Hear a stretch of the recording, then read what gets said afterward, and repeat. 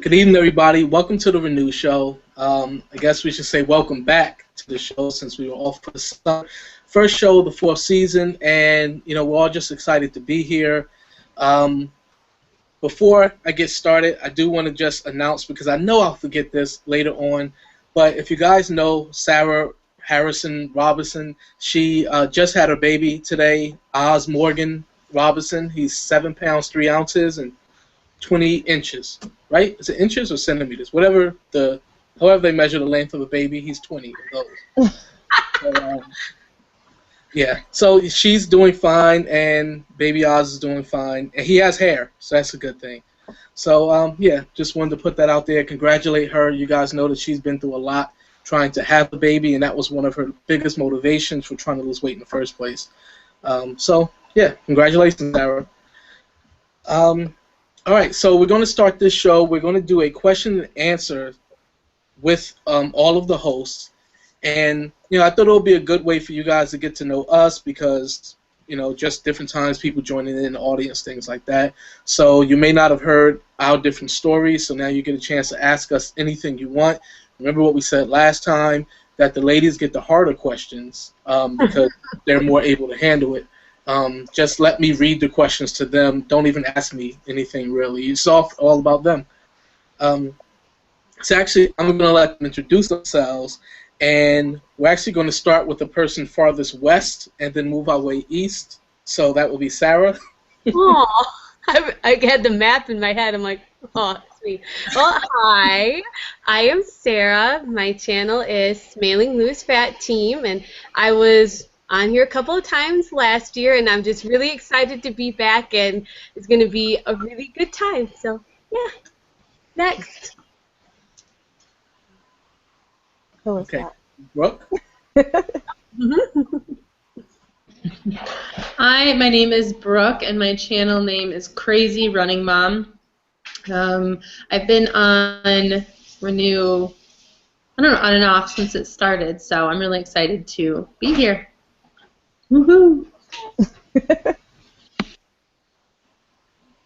Okay, Sherry Ann. Hi guys, it's Sherry Ann. I'm just really excited to be here as well. I'm glad that we're starting a new season, and I look forward to getting to know everyone better. Okay, and I'm Khalif. Fat Guy Skinny Wallet's my channel, and since I started Renew, I've been here since the beginning, and can't get away. Rob actually, in his comment either today or yesterday on the video, he called me a veteran. So I guess I am. I guess it's been a couple years now, like 2 years. So yeah, it's been fun. All right, so the first question is one that I have, and I already told you guys that I was going to ask. So whoever wants to answer it first, you can just jump in. But I want you to tell the story of how you and your spouse met. However long or short you want it to be. Mine's pretty short. My husband and I was 14 and he was 15, and we had a friend who thought that we should meet and that we would make a good pair, and he introduced us, and we met at the mall, and we went to a Coney Island, and that was the start of our relationship with each other.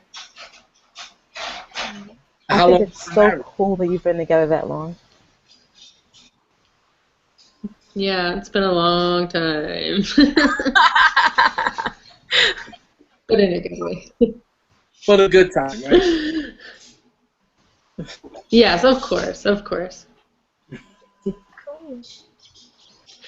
Well, Matthew and I met on the interwebs. We didn't meet in the dating site or anything. Actually, he was in some chat room, and my friend was in some chat room, and she was talking to him, and she had to go pee. So then I started talking to him. And then he asked me for my email address, and we started emailing each other, and we really, hit it off. And then we started writing each other letters through, the actual mail because he's from New Zealand and I was here in Michigan.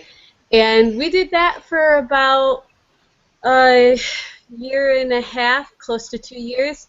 And then he flew to the U.S.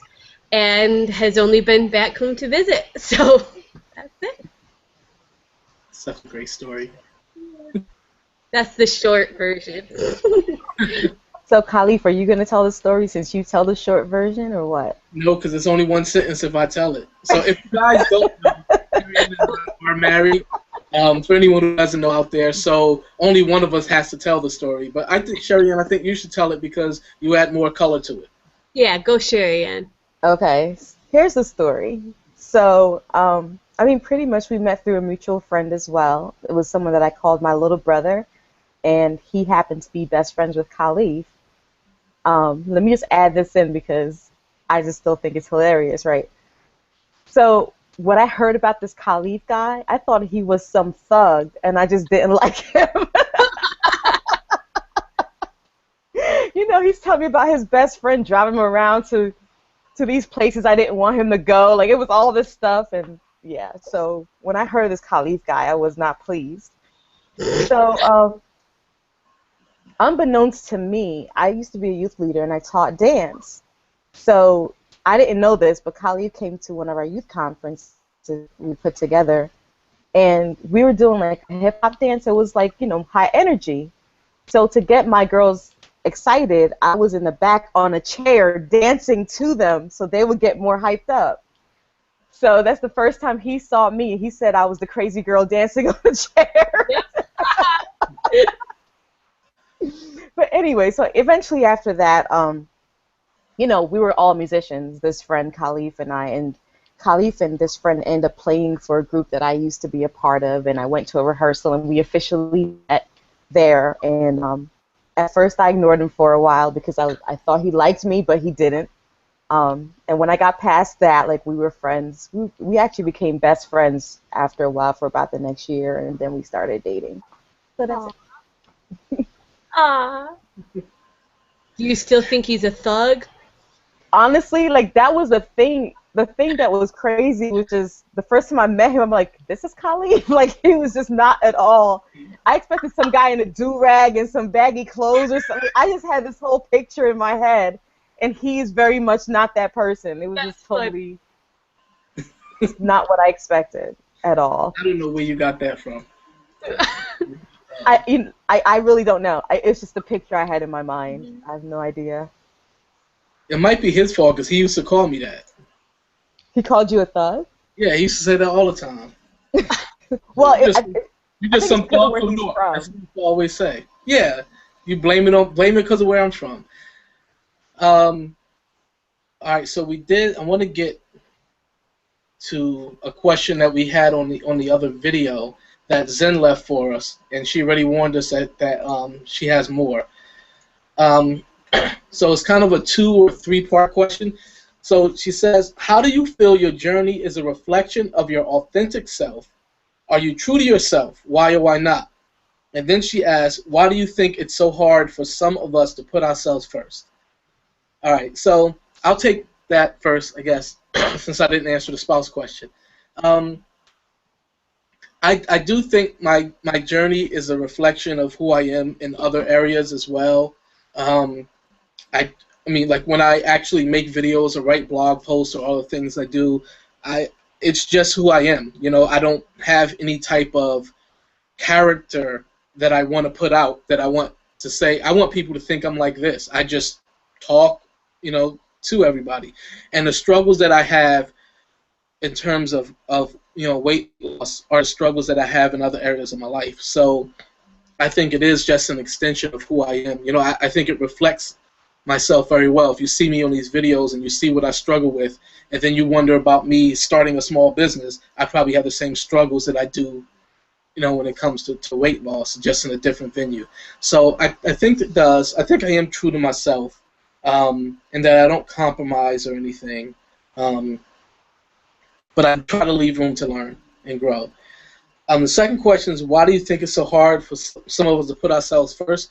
I actually think I think most people put themselves first, especially in this type, when we deal with addictions or anything like that, or just people who binge eat, we put ourselves first because we look at pleasure and we say, this food is going to give me a bunch of pleasure and I'm going to eat this food. Or I don't feel like working out, so I'm going to give in to my feelings and not work out. So we're putting ourselves first in a bad sense, meaning that we're putting ourselves first, but we're choosing the wrong things. I don't think it's a matter of, people say you have to love yourself and things like that. I think it's the self-love that drives us to do the selfish things, and the self-destructive things. But I think that when most people say we need to put ourselves first or love ourselves, you mean you need to do something positive. You need to do healthy things. It's not really loving yourself to gorge yourself on food, which is true, but we are chasing pleasure, and we are putting other people and other things to the side in order to get that pleasure. So in my mind, I look at it as it's all about us loving ourselves and trying to give ourselves what we want, but we just need to start wanting better things and healthier things. So I think I've rambled on enough with that one. So let's jump in and tackle all or part of that question. I think, like, the part of the question was, why do you think it's hard for people to put themselves first? I think the way you look at it is one way, and another way is, especially for, I'd assume, for like moms and people that are, home and they're responsible for, like all the little kids and all that stuff. Maybe a lot of that is, instead of the time they would take, to work out and to do things like that, they're doing things for other people. Maybe that's a way she's kind of asking that question. So I think it's a lot of how you organize your time, and need to realize, in order to really take care of other people, you have to take care of yourself, and you have to give yourself that time, and not feel bad and not feel selfish that you're not there with little Jimmy, while he's playing with his Legos. You can still have time to do this stuff for you too. So, but I don't have kids, so that's just an observation. So, but and as for the first part of the question, yes, I mean, if you see my videos, that kind of craziness and attitude in the videos is how I am in real life, and I actually kind of tone it down a little bit on the videos. So yes, it is. I'm always concerned on being, I guess, transparent. I want to be the same no matter what. I don't want people to see me, and think, well, she acts this way there, and then she's totally different here. I just am what I am. So yes, I think it is the same for me. Yeah, I think that is the same for me. Like, am I being true to myself, just in this journey? And I think so, especially as Khalif pointed out, with all the pitfalls along the way. I think that that really shows, who I am. And I also agree with you saying that, like, some of those pitfalls happen in other areas of your life. Like, it's not just this one thing. So I think in that way, it is a true reflection of my person. As far as the other question, the third question was, how does your sense of alone versus togetherness influence your feeling about the community? She put in parentheses, yet the task of weight loss is so individual. I think that's more of where I spend most of my time, is in the individual part of it. I think I'm more of an introvert in that way. That, like, I spend a lot of my time alone. Like, I don't depend on people to help motivate and those things as much, which may be a bad thing. But I mean, a lot of times, we're all alone in our heads, and when we struggle, we're alone. So I think that personally, I could do with more community and just more engagement. But I also think that there is always going to be this aspect of loneliness, because, like I said, 3 o'clock in the morning, when you're struggling in certain ways, you are stuck inside your head and you are fighting that battle, and it is very individual as well. Okay. There's so many questions in there. I hope I answer them all. Have I been true to myself during this journey? Well, just kind of touching on what you, well, Sherry Ann and Khalif, we spent several days together. I think the way I portray myself on my videos or when I do these shows is pretty accurate to my personality in real life, but I don't know, maybe people think and what actually is different, but I feel like it is. In terms of staying true to myself, I guess I would have to say no, because if I was being true to myself, I still wouldn't have these compulsive overeating problems that I do. They do get better, and right now it's a lot better for me, a lot better, but the problem always is still there, and I think a lot of it has to do with not being entirely satisfied with myself or not knowing how to regulate my own emotions.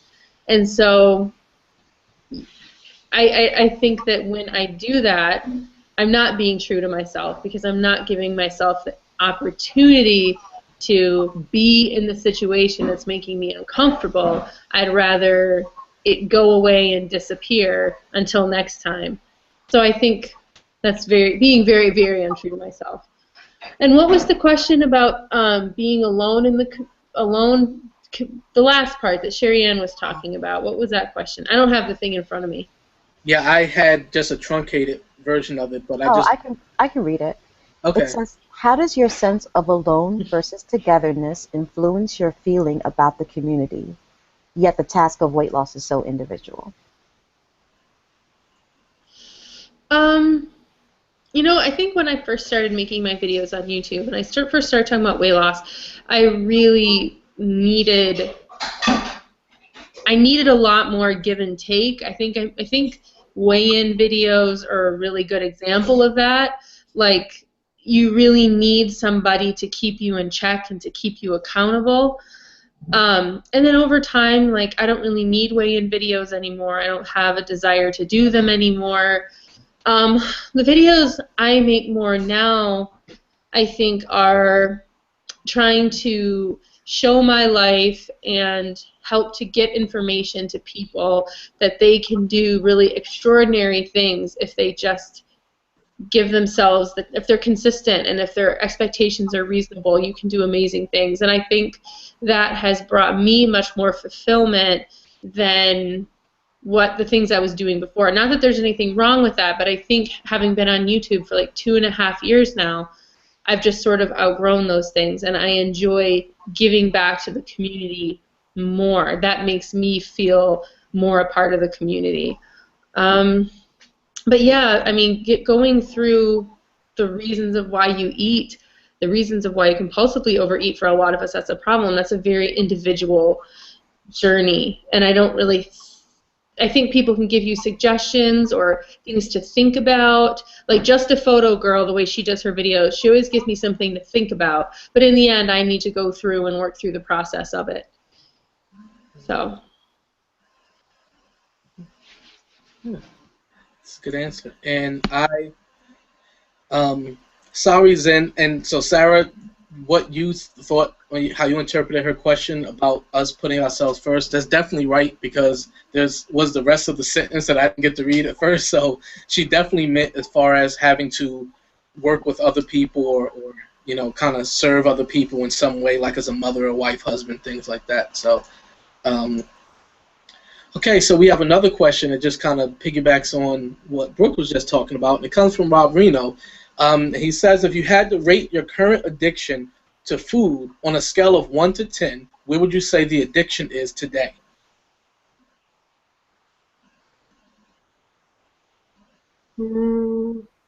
I guess it depends on my mood. Like, with me, I'm more of an emotional eater. So it's not really, I don't know if it would be like an addiction, but I guess when I'm depressed, I guess I go to food. And so I guess maybe that is the addiction right there. It's getting better, but you know, there are days that it's, you know, really bad. But I'm getting to where I can recognize that and, you know, see, you know, well, that's not good right now, so I need to try and do something else. But I would say maybe I'm at a 6.5, if we go with that kind of thing, you know, somewhere along that line. 6.5. Today, for me, this day specifically, it's been a stressful week. There's been a lot of things going on in our house that have been really kind of very hard for me to process through. Today, I'm really happy with how I'm handling it, though. I would say I've been a solid 4, 5 during this week, which I'm really pleased with. I don't have a scale right now, which I think is a really good sign of like feeling well. Because I mean, I would weigh myself like 5 times a day, and it was just not helping me in any way. I'm taking measurements instead, and that's, I think, speaks to, because when you're compulsively overeating, you want that immediate gratification of knowing how quickly you can lose the weight that you just gained. And so I'm kind of in this place where I don't need to know that, like it's fine, and I'll wake up in the morning, and instead of thinking, oh, my day, how'd I do yesterday, that's going to determine how I feel the rest of today. That's like, I don't really have that as my first thought in the morning. So I would say overall, I'm doing really well right now. I mean, I think I'm still trying to figure out my relationship with food in general. I don't know if I would say that I have a food addiction. You know, a lot of times when I don't eat well, it's because of my health and then not being able to cook, and, you know, like there'll be variables in the air. And I think also a lot of times it's just frustration. Frustration with having to feel like I have to look at every little thing that goes into my mouth, so I'm trying to rail against it once in a while. But in terms of those things, I would say right now I'm at about a 5. You know, like I'm somewhere in the middle. You know, like I recently just have this push to try again to not so much to lose weight or try to fight back against some of the health issues that I'm facing. So I think right now a 5 is about where I am with that. Okay.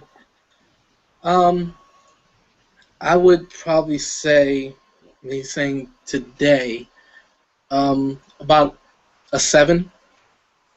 You know, because over the last week or two, well, since the middle of August, we've only been home, I think, one weekend before this one that just passed. So, you know, there's been a lot, you know, we've been away a lot. And so it's just been hard to get into a routine and the schedule. And when that's the case, you know, it's hard to count macros very easily, you know, when you're eating breakfast from a hotel and, you know, different things. And so it's just been hard, and it's hard to get back into the cycle. You know, I'm the type where I can just cut something out and not have it for months at a time. But once I introduce it into my life, then it's very difficult to not want it every day. You know, I really cannot eat chocolate probably for the rest of the year and then have it 1 or 2 times, and then I'm just, every day I'm like, I gotta have some chocolate. But it's like you went 6 months without having it, but I can't go 6 minutes once I introduce it back. So sometimes I'm like that, other times I can moderate. So right now I'm at a place where I'm trying to get back into a regular schedule, a regular routine with my eating and everything. So 7 right now, which, you know, is too high for someone trying to be healthy. Okay, we got a question from CNS. And their question is, do you think you can develop really authentic, I can speak, relationships through social media like YouTube and Facebook? Yes. That's my answer, yes. I thought you were going to say more. You married one, so I think you can. I just had, like I said before, Sherry Ann and Khalif over our house, and like I felt like after the initial shock of like, oh my gosh, there you are, a like physical flesh and bone person. Once I got over that, it just felt like we had known each other because we have known each other for a really long time. So it doesn't really take long for you to feel like, I don't know. I know, absolutely I do. Mm-hmm. There's all sorts of people on YouTube that I feel that way about. Yeah.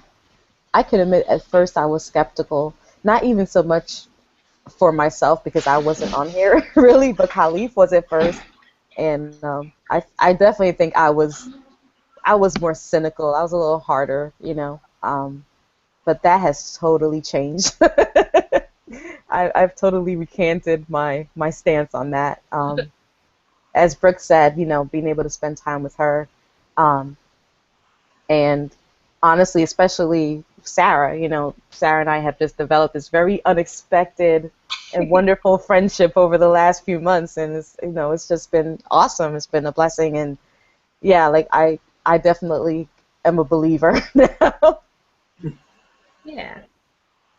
Yeah, I think. I mean, I guess I would have to, right? If we drove out to Ohio to hang with them, you know, I mean, yeah, definitely. I definitely think so. And I think I was skeptical as well in the beginning. You know, when getting on YouTube was the first time I really got into social media.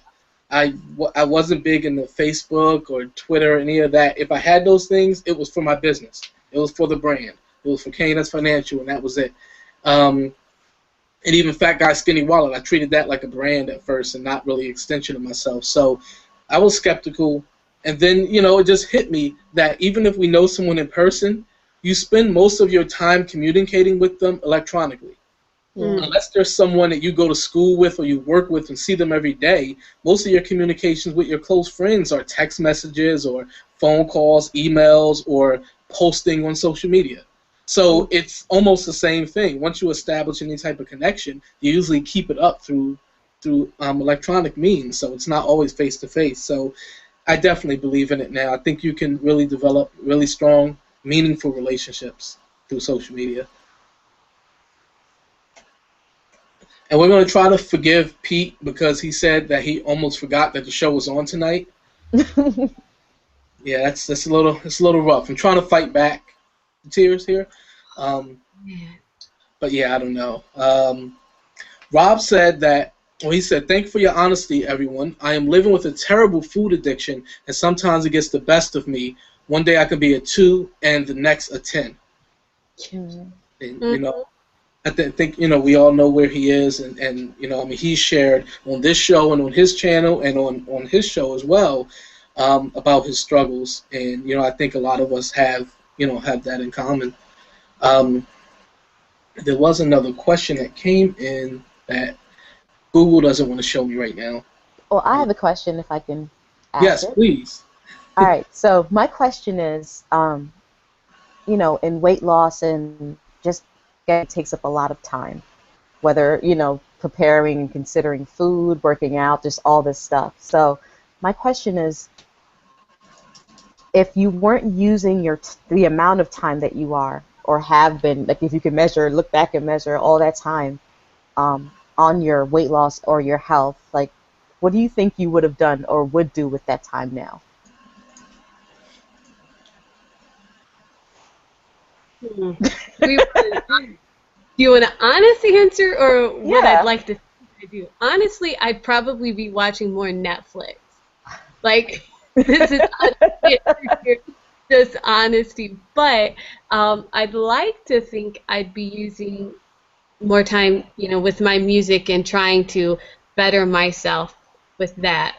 So that's also another journey that I'm on as well, as trying to improve that along with the weight loss. So I guess if I had the time that I put into weight loss, I could use that into the music as well. So, Right. but, yeah. I think about like, oh, I'm sorry.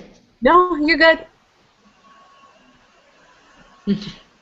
I think about not just like the exercising and the food stuff, but also the time on YouTube and the time on Facebook and the time making videos, all that kind of stuff. It's a lot of time. I think for running purposes, it's usually at times where I would probably be sleeping instead. So I'd probably get more sleep than I do now. And I'd probably watch a lot more TV. I used to be like the queen of TV. Like if anyone wanted to know anything about any show on TV, I was the one who you would come to and ask. I knew everything. And now, I mean, I'll watch a couple, maybe an hour or two at the most before like I go to bed, which for me is very little. So I probably be watching the same amount of TV that I was before, with it constantly being on, and I definitely wouldn't be doing anything to make myself like a better person, I don't think.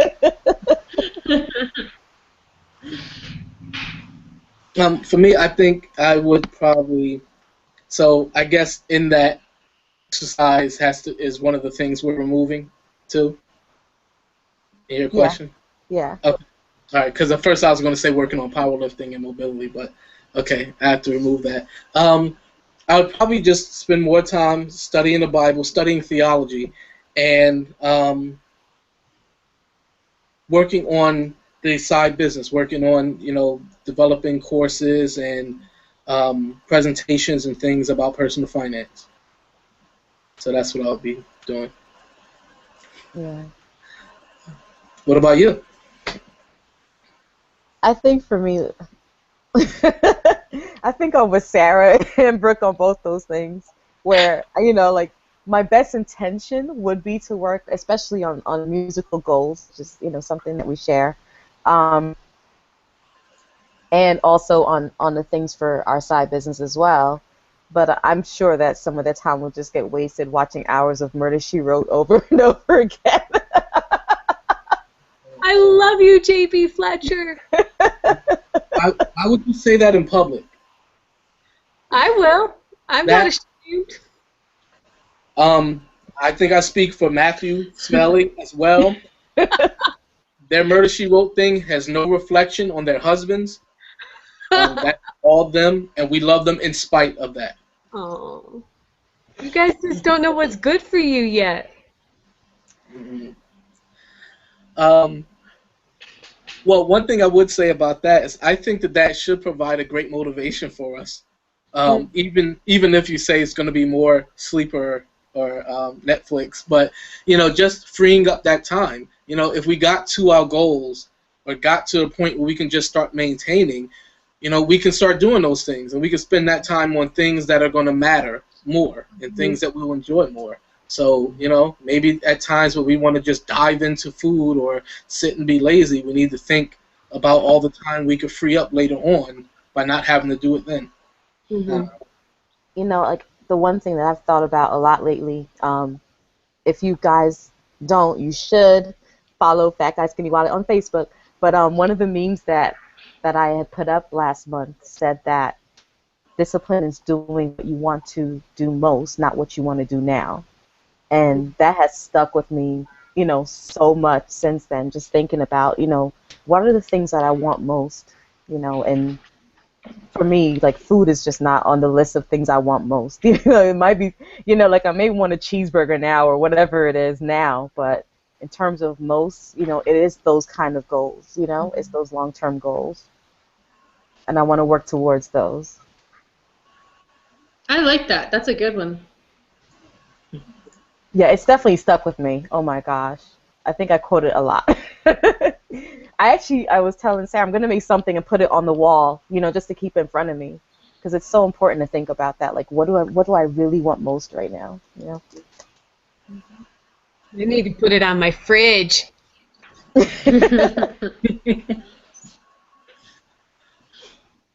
We got a few more really good questions here, but first I have to say that Peter says he has a case of the AZ. He said he has no food addiction, but he's just crazy and lazy at times. So I guess we all have something we're working through. CNS asks another great question. Says, what are some ways you would like to help your subscribers?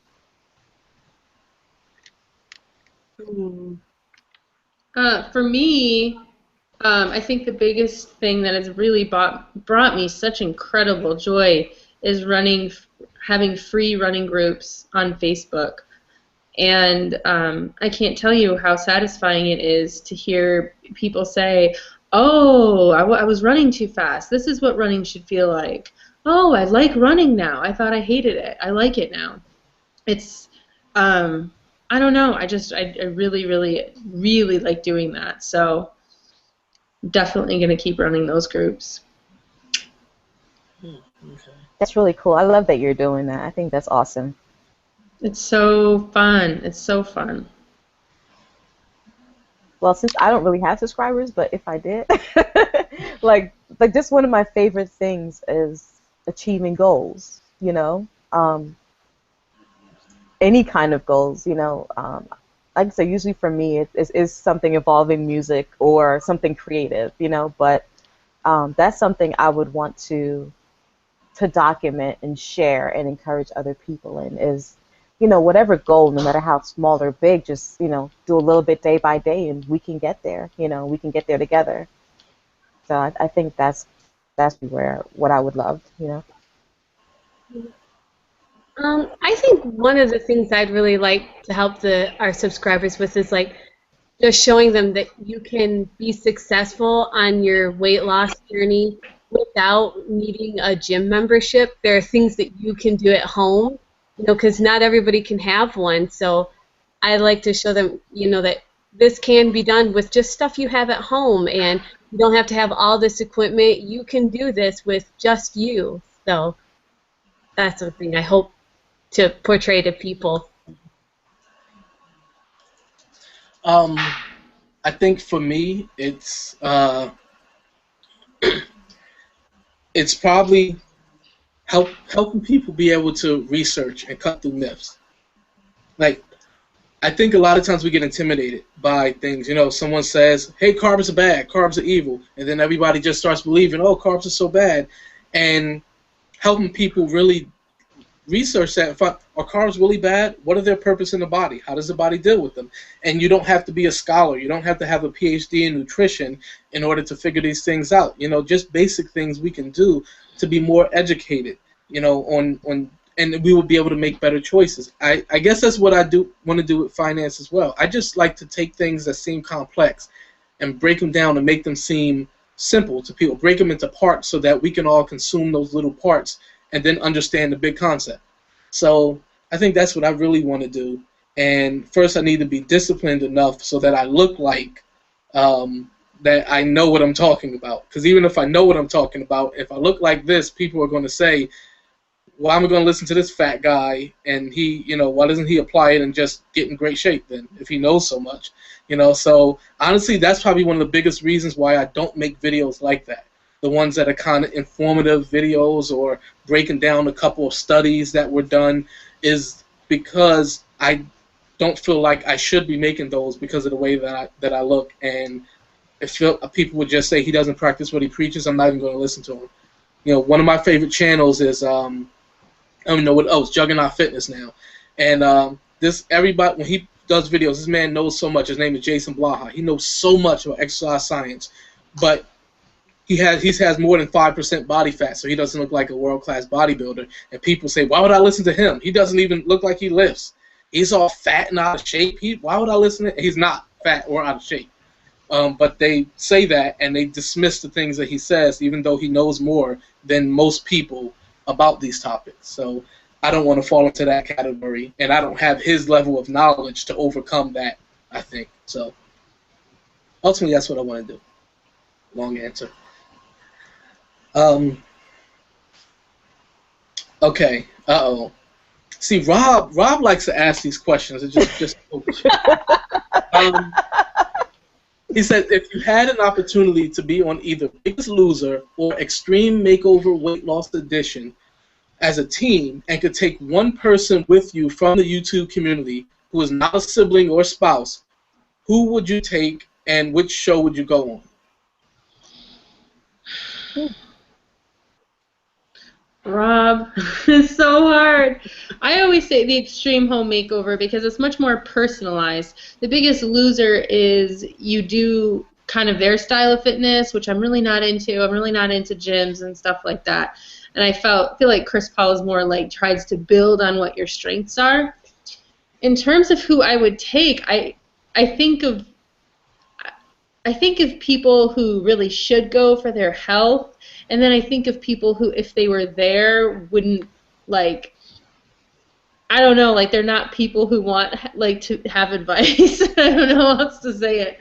Oh, my gosh, I don't even know. I think of who would benefit from it the most, and I would probably think Alicia.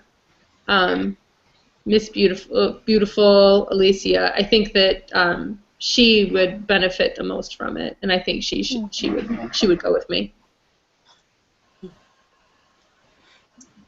Yeah, I would definitely pick Extreme Makeover because I love that show.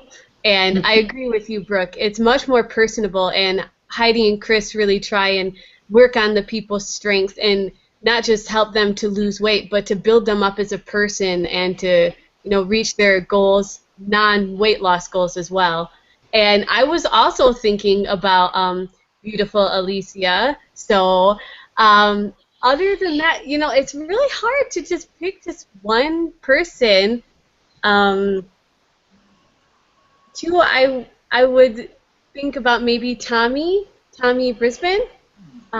He hasn't made videos in a while, but yeah, I think he would really benefit from it, and he'd be a blast to be with there. So.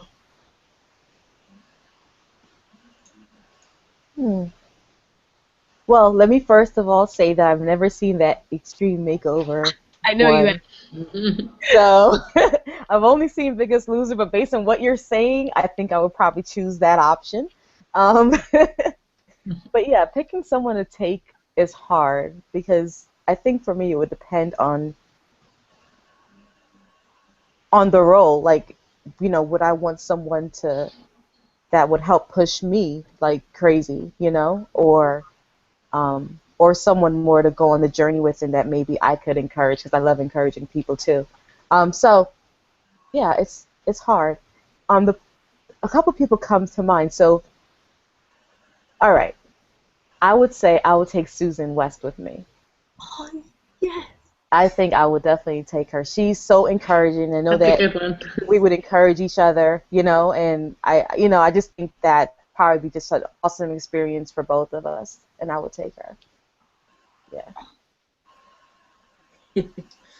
Okay, so I'm in the same boat. I've never seen the Extreme Makeover show, but I can say I absolutely despise Biggest Loser. I think it's one of the worst movies that has ever come on in the history of television. I hate. So I would definitely go on the Extreme Weight Loss show. But who I would take? Wow. I have the same struggle with, as you all mentioned. Do you want to take somebody who's going to push you and encourage you together, or someone that you think that you'll more have the role of encourager? Mm-hmm. And I was first going to say Freaky D, Dennis, but since he only probably wants to lose like 30 pounds, and he doesn't care about his aesthetics that much, that's probably not a good choice. It's funny. I see in the comments Marlene actually wrote to pick her, and I saw a post she wrote today, and I was thinking about her. Banster for Life is her is her YouTube channel. She is really just she would be the person that would push me. Like if we went together and we did it, it would just be nonstop. And so I think she would actually be a great choice. So that's who I'm going to pick. On Facebook, I think it's Marlene Joy Bandit, and then on YouTube is Banster for Life. So that's who I would pick. Can we all go at the same time? Is it a competition? Like, do you go and get kicked off? Like, no? Mm-mm. Oh, okay. So yeah. You should watch it. You just get prizes and stuff. You get like free skin removal surgery, or you get like some sort of prizes that are in your interests. Yeah. Okay, I see. If you meet certain goals, you have to meet the goal and stuff. But yeah. Okay. For some reason, Rob is saying that he loves Murder, She Wrote. He has every season. I love you, Rob. We love you, Rob. You rock. My brother. Made for TV movies? Come on. Made for TV, Christmas time. Oh, on Lifetime. I do watch a lot of TV. I watch all those. Right. They're good. Yep. Oh man. Okay. Oh man. So Zenda's having fun today too. She says, okay, I'm going to try to ask, let's see if I can break these down. What new things are you going to try, if any, for your journey? Let's go with that. Okay. Anything new that you plan to try? Like brand new, or maybe I don't know, something like new after? exercise, new way of cooking or eating, or new plan. Ooh. Okay, well, I actually want to incorporate a lot more stretching into my exercising, which is pretty much non-existent now anyway. Um, but like I need to find something that I can do. So there is a stretching video that I found that I'm going to be doing. So I'm looking forward to it. I want to do weight training. I haven't done any, but I really, really want to start that. So that's one thing. I want to be able to do chin-ups one day. And if I ever fall off the edge of a cliff, I want to be able to hold my body weight up on the cliff. That's funny. In terms of like, no, I don't think I'm gonna try anything new.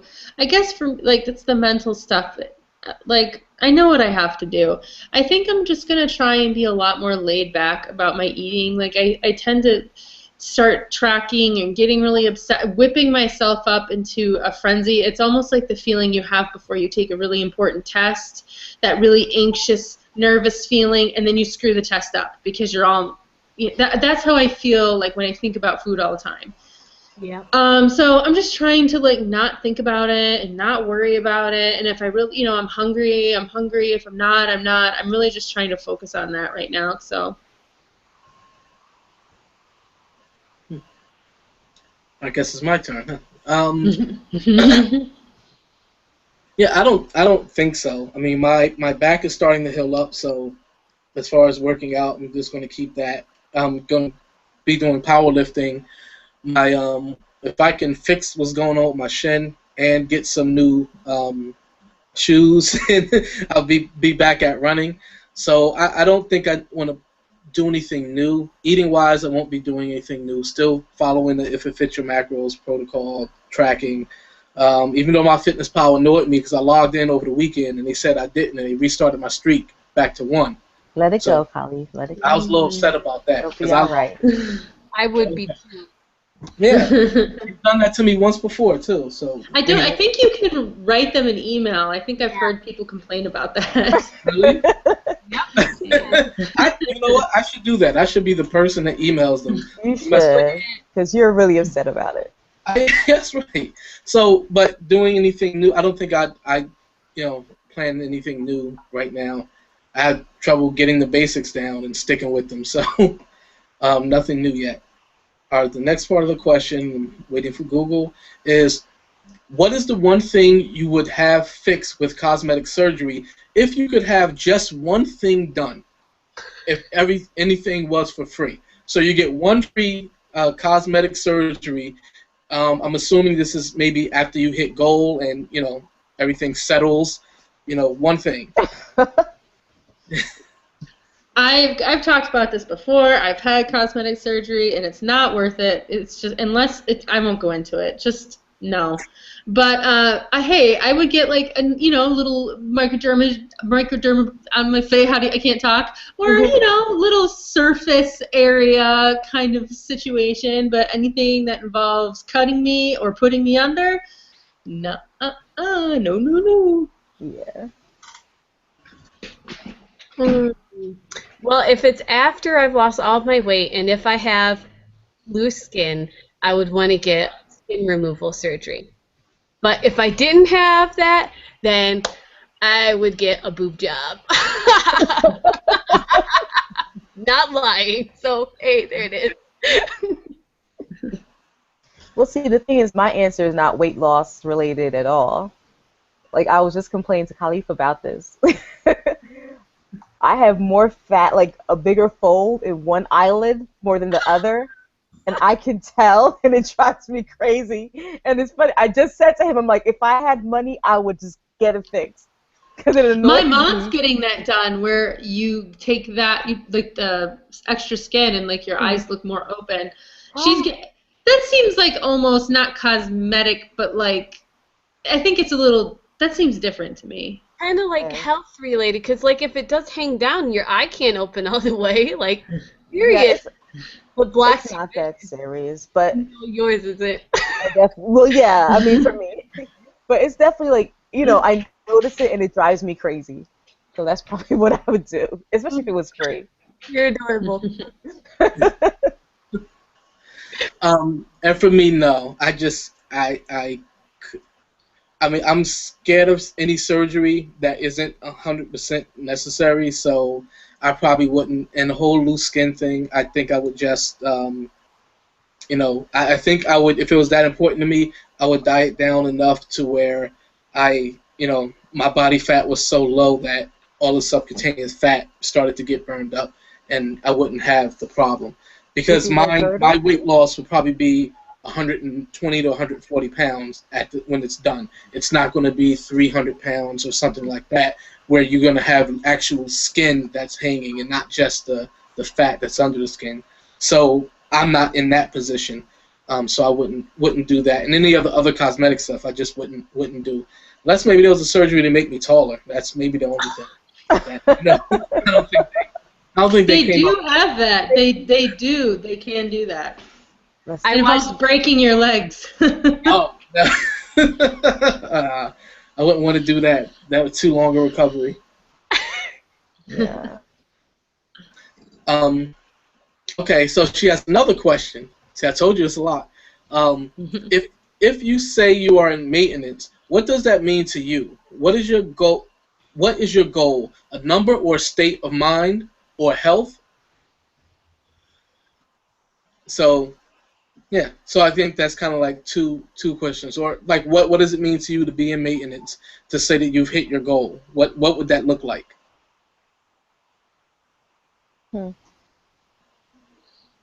For me, I think a lot of it has, because like aesthetically, the way I look right now, I look pretty normal. I mean, I think losing a little bit more weight would I don't know, make me more balanced or whatever, but it's not like a huge concern for me. I want to be the best runner I can be. I put so much time into it. I mean, I would have to weigh very little for it to be like the best, but I mean, it's not that deep. I think if I lost 40 more pounds or so, I'd feel like I could still eat the way I'd like, but I'm not restricting myself, but I'm at a weight where I feel like I can be athletic and perform better. So somewhere in there, is it a number? It's so nice to have a number though, isn't it? To like make a little chart on your wall and have a number. So maybe once I get closer, I'll have a number. Yeah, I feel like I'm gonna have to see to really determine the number. Like what I look like at a certain way. But I think the way I think is more along the lines of what you just said. Like I just want to feel comfortable. So like I want to feel comfortable eating a meal and not having to care about every calorie or or something like that. Just I want to get to the point where weight loss is not on my mind all the time. Like that's not what my life is about. Like that to me is maintenance. Is if I can really comfortably be there. Yeah, mine is the same as you guys. It's just I don't really have a number. It's more of what I'm gonna feel like and what I am comfortable with once I get there. Because I've never been thin in my life, so I have no clue. I kind of have like 150 floating around in my head, but I don't even know if I'll get there. And the maintenance is along the same line. It's to not just constantly be thinking about counting my calories, and if I go out to eat today, that means tomorrow I have to do this and this and this. Just be able to be a little bit more laid back about it and not being so constantly thinking about it. All right, for me, the number only matters in terms of powerlifting meets. Other than that, it's my body composition. So, with powerlifting, when you get down, there's a class at 181, so I would have to be 181 or less, and then there's another that's at I think 163 or 161. So you have to be that or less. So if I'm 165, then I might as well be 181. Mm-hmm. Competing in the same class, and the more weight you have, all things considered, you probably can move more weight. So that's the only thing I would really consider. I would look at my numbers in the gym and I would say, wow, I really suck for somebody who's in the 181-pound class because everybody's so much stronger than me. Maybe I should lose 20 pounds and drop to the next class. I lose a little bit of strength, but I'll be stronger than a lot of those guys. So I think that's honestly the type of consideration I would have. And then I would go and lose 20 pounds in those 2 weeks, and then, and then hit the meet, and then go back to the normal part of my life and do something like that. But as far as everyday life, the number isn't that important to me. It's kind of like how I look and how I feel, and whether I can be functional. Whether I can like run across the highway and jump over the divider because there's cars coming and I want to beat them. Like things like that. Like if I can do that and I can play with kids without getting. Why is that your example of functional? He's being chased. He's being chased. Well, I saw someone the other day. Hanging off a cliff as well. Yeah. It's logical. You know what? I've always said that, though. I said the same thing. I'm like, if I'm ever in danger, I want to be able to hold up my own body weight. I've always... Yeah. So, but for me, I saw a guy running across the highway. He ran across the northbound side. He got to the median, and he had to stop and then, like, push himself over and barely flip over and then have to continue his run. And I'm just looking at him, I was like, just jump. Just jump so you can be in stride and you can get across faster. You're going to get hit trying to maneuver over this concrete barrier. Just jump over it. But he couldn't jump over it. And I don't want to be that guy who gets hit with a car because I couldn't just jump over this 4-foot thing. It was, so yeah. And I'll be the person driving by honking, yelling out the window, what are you doing? All right, so we have one more question, and it's what advice would you give to someone who is on day one of a 100-pound weight loss journey?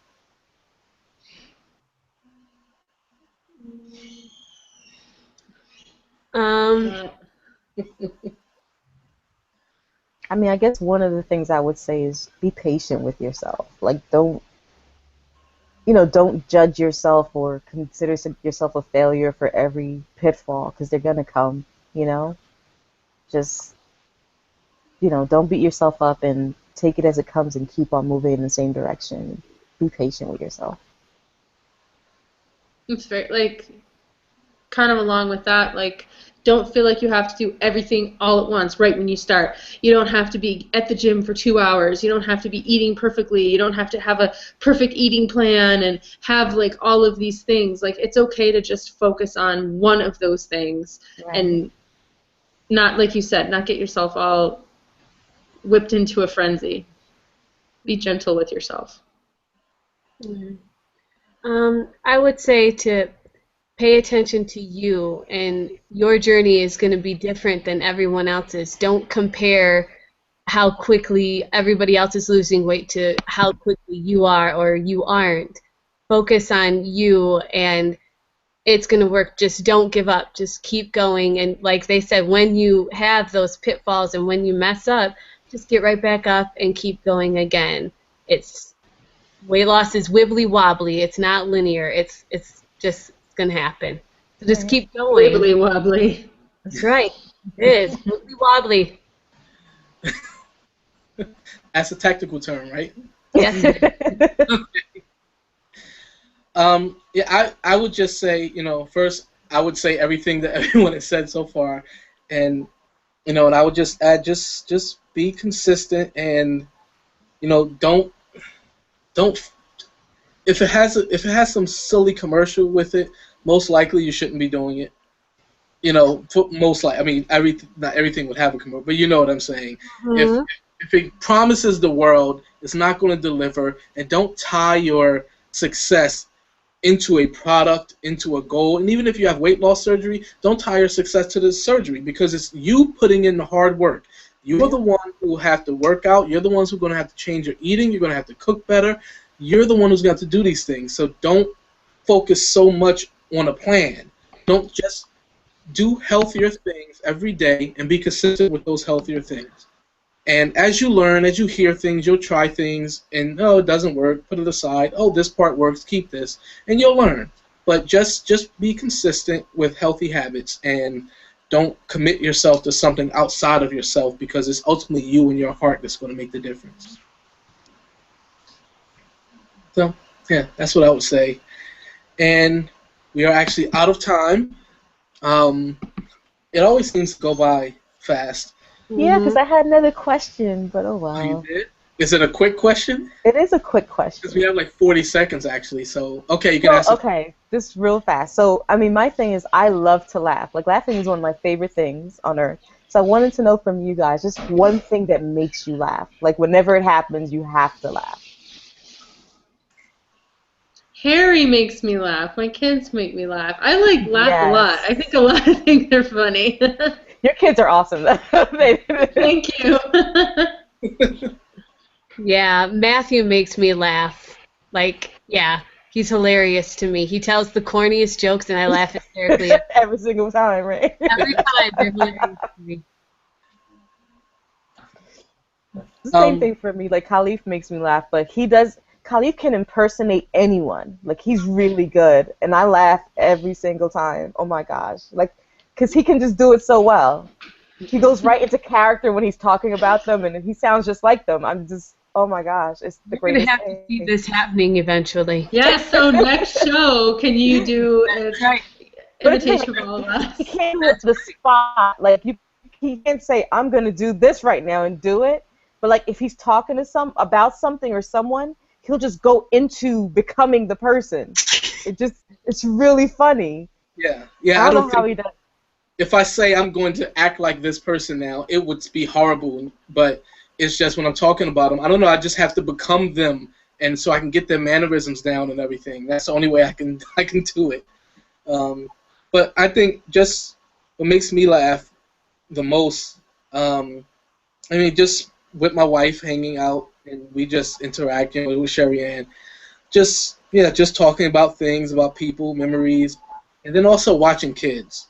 Kids just make me laugh. Just watching them learn things and try to mimic what they've seen, and they have no idea why they're the person do it in the total wrong context and saying things, and it's just so cute and funny to just watch kids grow and mature. So yeah, all right. That's a good question to end with. It's a nice, fun question. Thank you guys for tuning in. Thank you all who left questions, and even some of the ones who didn't. Marlene and Pete, Tina, everybody who was on. Even one tall man, he came on as well, Michael VSG. So I just want to thank you guys all for tuning in, making the show great. Just remember to tell everybody you know about the show. We're going to be back next week at this time.